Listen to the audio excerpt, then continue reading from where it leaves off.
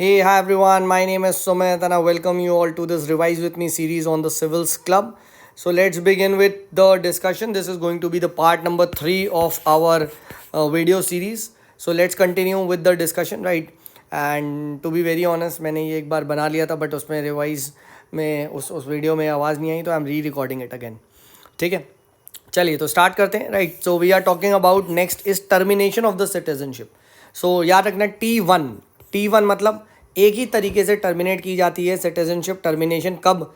जब आप when you acquire the citizenship of another country then automatic termination हो जाता है. But please note during this war this does not apply. हम पहले ही बात कर चुके. तो T1 termination is through one way, ये पता होना चाहिए. बट वेट, मैंने बताया था ना पिछली बार कि डेप्रीवेशन 5 तरीके से होता है D5. और वो 5 तरीके क्या होते हैं? जब आपकी कंपल्सरी टर्मिनेट कर दी जाएगी सिटीजनशिप. कब? जब आपने फ्रॉड तरीके से वो सिटीजनशिप को लिया हो, जब आपने डिसलॉयल्टी शो करी हो कॉन्स्टिट्यूशन के लिए, जब आपने अनलॉफुली ट्रेड या कम्युनिकेट किया हो with the enemy during war, right. And जब आपने 5 साल after you got the naturalisation तरीके से citizenship, you have been imprisoned for 2+ years.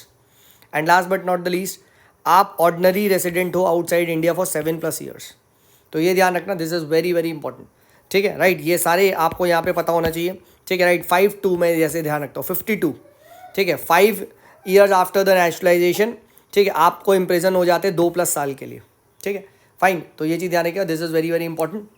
ठीक है, तब आपको क्या हो जाएगा? कंपल्सरी सरकार टर्मिनेट कर देगी आपकी सिटीजनशिप को. ठीक है, राइट. D5 और T1 याद रखना एक तरीके से.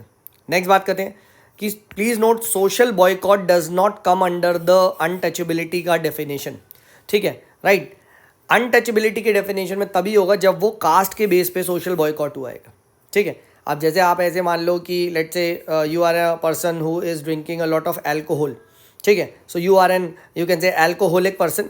एंड अब कोई भी एल्कोहलिक पर्सन बहुत ज़्यादा है तो उसका सोसाइटी में उससे कोई बात नहीं कर रहा है, राइट. उसे बॉयकॉट कर दिया है, तो this is also social boycott. But अब वो ये क्लेम नहीं कर सकते कि हाय मेरे को अनटचेबिलिटी प्रैक्टिस हो गई. नहीं. So this is right. ठीक है, तो जब वो कास्ट बेसिस पे होगा सोशल बॉयकॉट, तब होता है अनटचेबिलिटी. याद रखना, social boycott it does not come with under the untouchability. Fine. Next, please note the constitution it does not fix the tenure of the जजेस. नीदर मिनिमम एज फिक्स करी गई है. याद रखना, ना ही मिनिमम एज ना ही टेन्योर, कुछ fix नहीं है. ओनली सुप्रीम कोर्ट के जज को 65 years एज फिक्स्ड है, हाईएस्ट एज जो कि जिस पे रिटायर हो जाते हैं. ठीक है, अब आपको मुझे बताना है हाई कोर्ट के रिटायरमेंट जज कितनी है, हाई कोर्ट के जज की रिटायरमेंट एज कितनी है. सुप्रीम कोर्ट के मैंने आपको बता दिया 65. ठीक है, प्लीज़ आंसर दिस और आप मुझे बताइए. ठीक है, next, chairman and members of the state administrative tribunal they are appointed by president after consultation with the governor. ठीक है, तो ये ध्यान रखना, बहुत अच्छा ये क्वेश्चन है. ठीक है, और इसको ट्रिक क्या है? 7 PG, SAT PG मतलब chairman and members of state administrative tribunal bye president after consultation with governor. बहुत बार यहाँ पे लोग कंफ्यूजन हो जाते हैं कि भाई स्टेट एडमिनिस्ट्रेटिव ट्रिब्यूनल है तो चलो यार गवर्नर मार्क कर देते. नहीं, president after consultation with the governor.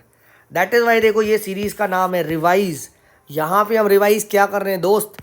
जो गलतियाँ होंगी, जो मिस्टेक्स होंगी जहाँ पे, राइट. सी मैं भी चाहूँ तो लंबा लंबा आपके साथ डिस्कस कर सकता हूँ, बहुत अच्छा आप लोग अप्रिशिएट भी करोगे, बट वो टाइम वेस्ट है दोस्त. यहाँ जो एग्जैक्ट चीज़ें हैं वो रिवाइज होंगी और आपको याद करवाया जाएगा. ठीक है, सो प्लीज़ आप लोगों से रिक्वेस्ट है, पसंद आ रहा हो तो यार लाइक करो यार वीडियो को, है ना. इट मोटिवेट्स मी कि भाई मैं आप लोग के लिए और वीडियोस ऐसी बनाऊँ. ठीक है, चलो. सो नेक्स्ट बात करते हैं डॉक्ट्राइन ऑफ एमिनेंट डोमेन. अब ये क्या है? अब नाम में लिखा एमिनेंट, तो एमिनेंट मतलब प्रॉपर्टी वाला बंदा एमिनेंट होगा, और डोमेन मतलब जब आप इस प्रॉपर्टी वाले डोमेन में घुस गए, मतलब state has the power to acquire the private property without consent. देखा, याद हो गया ना. एमिनेंट डोमेन, एमिनेंट मतलब प्रॉपर्टी ले ली जाएगी, आपके डोमेन में घुस जाएंगे, यानी स्टेट ले लेगा विदाउट कंसेंट. याद हो गया सर जी? याद हो गया, हाँ या ना. डॉक्ट्रिन ऑफ एमिनेंट डोमेन याद हो गया. नेक्स्ट बात करते हैं कि sir what is the doctrine of res judicata. अब नाम में लिखा रेस्ट जुडिकाटा. रेस्ट जुडिकाटा मतलब जुडिशरी से रिगार्डिंग है, और रेस्ट मतलब थम जाओ, यानी it bars opening of same issue by the same party once ruling is done. तो ये चीज़ ध्यान रखना, this is very very important. Once ruling is done, res judicata. Rest कर भाई, बस कर, ठीक है, अब कितना करेगा, बस कर, ठीक है, तो ये चीज़ ध्यान रखना। देन नेक्स्ट बात करते हैं, please note judicial office for 10 years, this is a condition for high court जज एंड नॉट डिस्ट्रिक्ट जज। ये ध्यान रखना, डिस्ट्रिक्ट जज के लिए 7 years का है, 7 years एडवोकेट का है, ठीक है, but judicial office for 10 years, this is a condition for high court जज। तो ये यहाँ पे आता है। अब मैं कैसे याद रखता हूँ, हट, HT, ठीक है, 10 years as an advocate, 10 years आपका जुडिशियल ऑफिस, ऐसे ध्यान रखना, HT, 10, ठीक है, right. And you can say district जज क्या है, 7 years है। अब आपको मुझे बताना है सुप्रीम कोर्ट में जज बनने के लिए, सुप्रीम कोर्ट के जज बनने के लिए कितने ईयर्स हाई कोर्ट में काम करना पड़ता है, हाई कोर्ट का जज रहना पड़ता है, आपको मुझे बताना है। बहुत ईजी है, आई एम प्रीटी श्योर आप मुझे बताओगे। देखो 2 क्वेश्चन पूछा है, एक हाई कोर्ट के जज की एज ऑफ रिटायरमेंट और दूसरा सुप्रीम कोर्ट के, ठीक है, राइट, जज में बनने के लिए हाई कोर्ट में कितने साल मिनिमम जज बनना पड़ता है। एक क्राइटेरिया है, ठीक है, आपको मुझे बताना है। नेक्स्ट, ठीक है, MP डिस्क्वालिफिकेशन का क्राइटेरिया देखिएगा, पेड एम्प्लॉयमेंट आउटसाइड ऑफिस, ये भी है, and if he is educated solvent, ठीक है, पैसे नहीं है तो भी एक डिस्क्वालिफिकेशन का क्राइटेरिया है, ये चीज़ ध्यान रखना। नेक्स्ट प्लीज नोट, जो सर्च्योरी रिट होता है, certiorari writ, it is only against the judicial and quasi judicial and not against the legislative and private body. ना ना ना ना ना, अब आप मुझे बताओ, क्या सर्च्योरी इज अगेंस्ट द एडमिनिस्ट्रेटिव, बताओ। अब ना यहाँ पे लिखा है sir judiciary and quasi judiciary only, तो नहीं होगा, है तो CA। Sir what about prohibition, prohibition भी इसके जैसा था, वो किस पे है, वो सिर्फ J पे है, केवल जुडिशरी PJ, ठीक है, ये चीज़ ध्यान रखना, ठीक है, समझो, ये यहाँ पे कॉन्सेप्ट है, समझो, देखो कॉन्सेप्ट आया, अभी समझाता हूँ, यहाँ पे कॉन्सेप्ट समझाता हूँ, ठीक है, वेट जस्ट 1 सेकेंड, ठीक है, राइट, जस्ट 1 सेकेंड। देखो कॉन्सेप्ट ये है सर, आप कह रहे हो जो सर्च्योरी रिट होता है, ठीक है, राइट, वो हमने देखा जुडिशरी प्लस कॉसी जुडिशरी पे होता है ना। प्रोहिबिशन रिट भी किस पे होता है, जुडिशरी प्लस कॉसी जुडिशरी पे होता है। बट प्लीज नोट, सर्च्योरी जो रिट है उसमें CA भी आता है, यानी प्लस एडमिनिस्ट्रेटिव भी है, but P only J plus quasi judicial, it is not administrative. Is what, administrative वाली चीज यहाँ पे क्या है, इट इज नॉट देयर, तो यानी PJCA, यस, याद हो गया सर, याद हो गया, PJCA, समझे, आए ना, तो ये चीज़ याद रखना, ठीक है, राइट। और यहाँ पे आप देख भी सकते हैं, ये देखिए 1991 में सुप्रीम कोर्ट ने बोला कि certiorari can also be issued even against the administrative authority, ठीक है, right, who are affecting the rights of an individual, यानी CAPJ, याद हो गया सर, याद हो गया, देखा। That is why these videos are, आपको एग्जैक्ट चीज़ें याद करवाएंगी, जहाँ तुम फंसोगे और एक मेमोनिक तुम्हें याद आएगा, ठीक है। चलिए आगे बढ़ते हैं। देन नेक्स्ट बात करते हैं कि नॉन कंपाउंडेबल ऑफेंसेस और you can say cases, they are not under the jurisdiction of the Lok Adalat, क्योंकि लोक अदालत आपकी वॉलेंटरली जब दोनों पार्टी मिल के जाते हैं एंड कहते हैं कि भाई सुलझा दो केसेस को, कंपाउंड कर दो, those cases are called as compoundable cases, कि भैया आपस में बात हो गई, सुलझा दो केस, ठीक है। But there are some crimes, for example murder, और मर्डर तुमने किसी का किया, ठीक है, और तुम उस सामने वाली पार्टी के पास जाओ, मुझसे माफ़ी मांग लो, सॉरी भी बोल दे, ठीक है, तो क्या तुम लोक अदालत जा सकते हो, नहीं नहीं नहीं नहीं नहीं, कब भी नहीं, बिकॉज वो केस कंपाउंडेबल है ही नहीं, ठीक है, कंपाउंडेबल केसेस ही लोक अदालत जाएंगे, ठीक है। So non compoundable cases they are not under the jurisdiction of Lok Adalat. अब इसको कैसे याद रखेंगे, नो नो नो नो लोक अदालत, सिंपल, नो लोक अदालत, हो गया ना आसान, है ना, ठीक है, नो लोक अदालत, ऐसे भी याद रख लो। और मैंने आपको याद करने का भी तरीका बता दिया कि कंपाउंडेबल मीन्स क्या है, CS, सुलझना, ठीक है, तो ओनली कंपाउंडेबल केसेस जाएंगे लोक अदालत पे, ठीक है। आपको मुझे बताना है क्या लोक अदालत में कुछ फीस लगती है, ये मुझे बताना, ठीक है, येस या नो, ठीक है, right. Next, retired supreme court का जज, he is prohibited from pleading और एक्टिंग इन एनी कोर्ट, ये भी चीज़ ध्यान रखिएगा, ठीक है। नेक्स्ट बात करते हैं, ठीक है, CJI, right, chief justice of India, he or she appoints the officers and servants of Supreme Court without the intervention of the executive, ये भी ध्यान रखना, ठीक है, वेरी वेरी इंपॉर्टेंट, ठीक है, right, very very important. Next, अगर आप कोर्ट की विलफुल डिसोबीडियंस कर रहे हो तो वो सिविल कॉन्टेम्प्ट माना जाता है, ना कि क्रिमिनल। अब ये कैसे याद रखें, सी विल, तो wilful civil, wilful civil and not criminal. देखा, याद करवा दिया।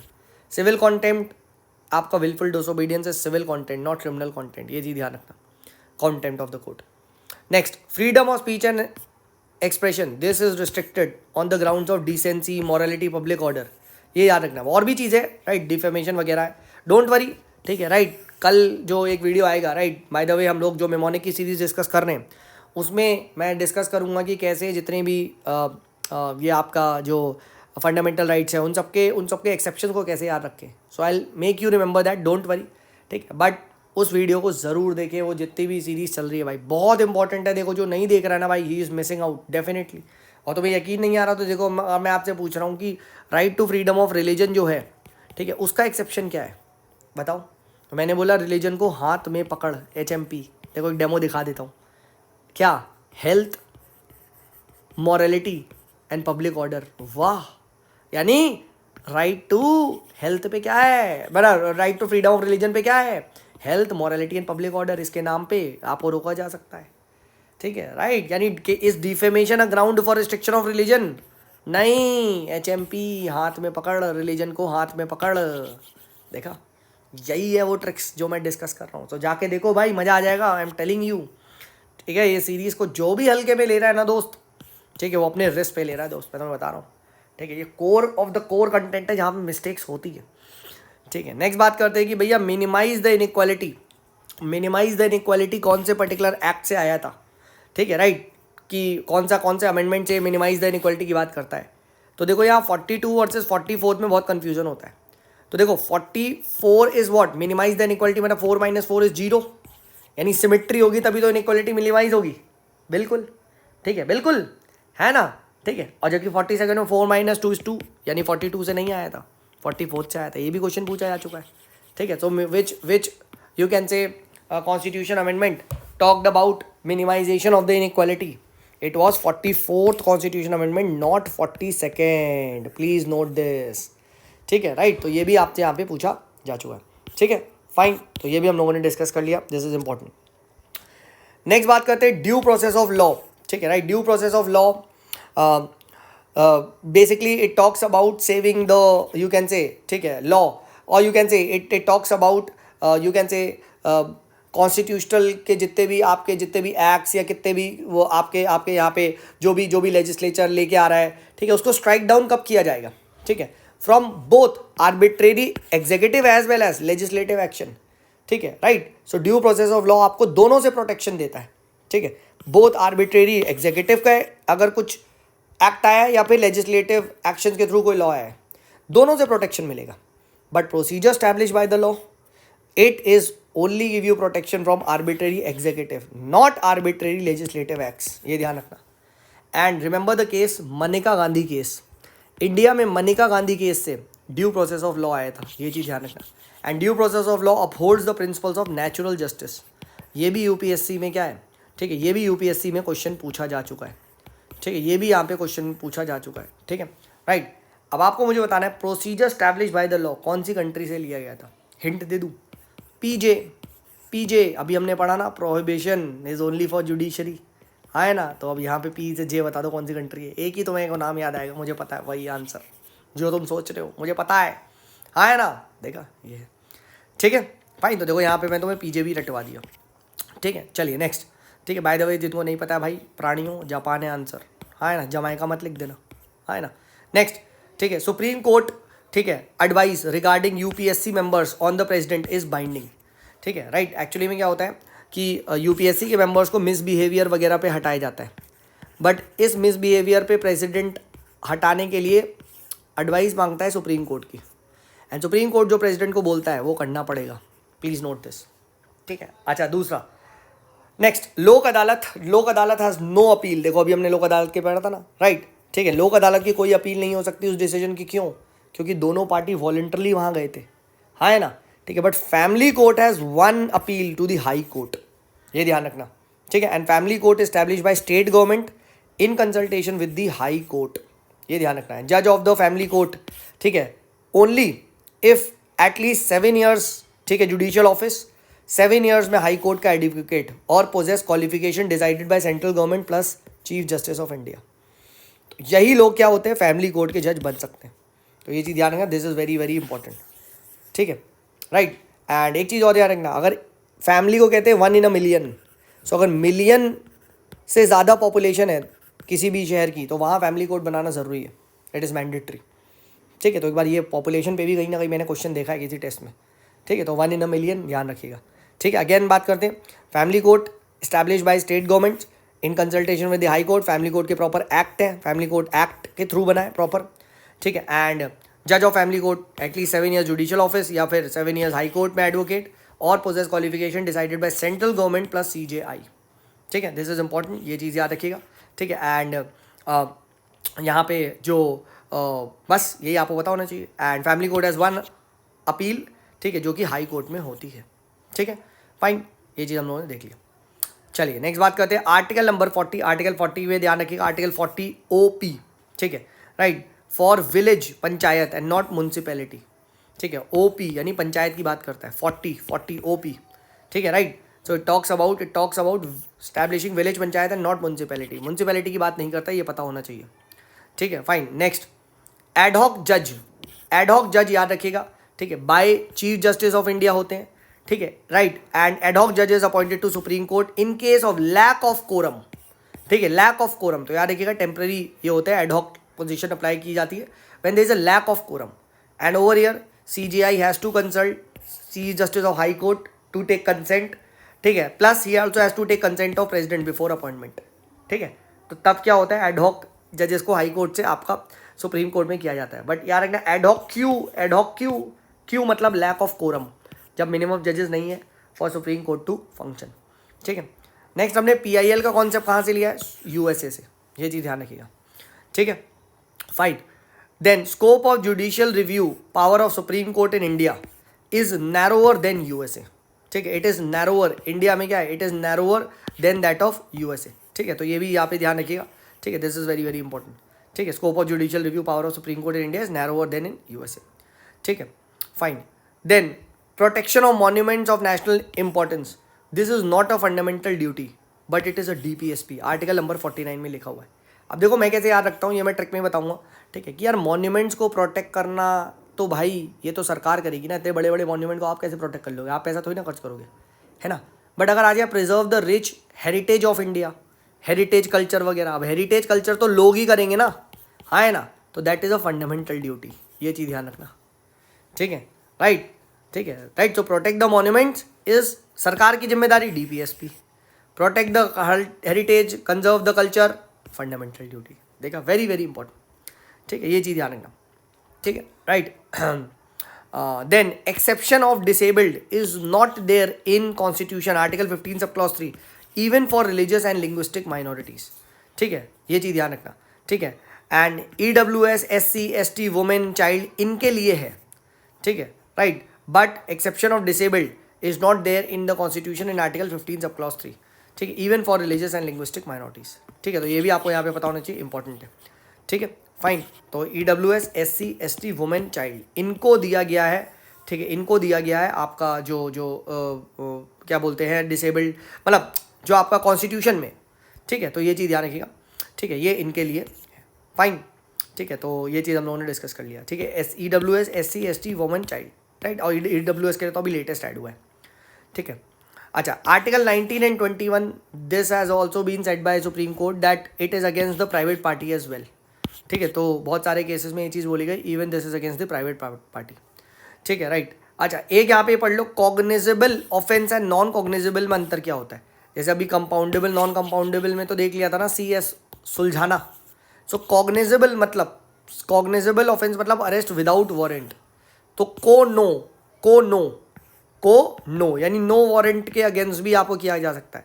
और नॉन कॉग्निजेबल में नॉन हटा दो, यानी वारंट के साथ ही होगा, ठीक है, राइट। सो नॉन कॉग्निजेबल में क्या है, वारंट रिक्वायर्ड है, एंड कॉग्निजेबल में को नो वारंट रिक्वायर्ड, और नॉन कॉग्निजेबल में नॉन हटा दो यानी वारंट इज क्या, ठीक है, रिक्वायर्ड, ठीक है, राइट। तो कॉग्निजेबल कौन सा वाला ज़्यादा हीनियस है, ऑब्वियसली बात है कॉग्निजेबल, क्योंकि वहाँ कोई वारंट रिक्वायर्ड नहीं है और आपने सीधा अरेस्ट कर लिया जाएगा। So cognizable is more serious and non cognizable क्योंकि उसमें वारंट चाहिए, सो इट्स लेस सीरियस और लेस ग्रेव, ठीक है, फाइन, तो ये चीज़ भी ध्यान रखना, ठीक है। तो ये हम लोगों ने यहाँ पे right we have reach till 55 and अब next particular you can say video में यहाँ से हम कंटिन्यू करेंगे। I hope this is useful, ठीक है। बस एक ही रिक्वेस्ट है यार, पसंद आ रहा है तो भाई लाइक करो, ठीक है, अपने दोस्तों को भी बताओ, ठीक है, एंड चैनल को भी सब्सक्राइब करो यार। आई फील बहुत सारे लोग नहीं करते हैं, ठीक है, उसकी वजह से थोड़ा सा देखो डीमोटिवेशन तो रहता ही है, ठीक है। देन बट अगर लोग, ठीक है, if you guys show support तो मैं डेफिनेटली यार, जब इतने लोग देखेंगे सपोर्ट करेंगे तो यार वही मज़ा भी आता है ना, ठीक है। सो आपके लाइक करने से देखो मेरा मोटिवेशन बढ़ता है, बस और कुछ नहीं है, ठीक है। फाइन कि यार इतने लोग आते हैं तो एक वो कहते हैं ना सोशल प्रेशर भी आ जाता है कि यार भाई 100 लोग 150 लोग वीडियो देख रहे हैं यार, तो फिर अब आप बैक नहीं कर सकते, है ना, फिर तो ये चीज़ समझो, ठीक है। चलिए, this is me Sumit signing off, next video में मिलते हैं, तब तक के लिए बाय बाय।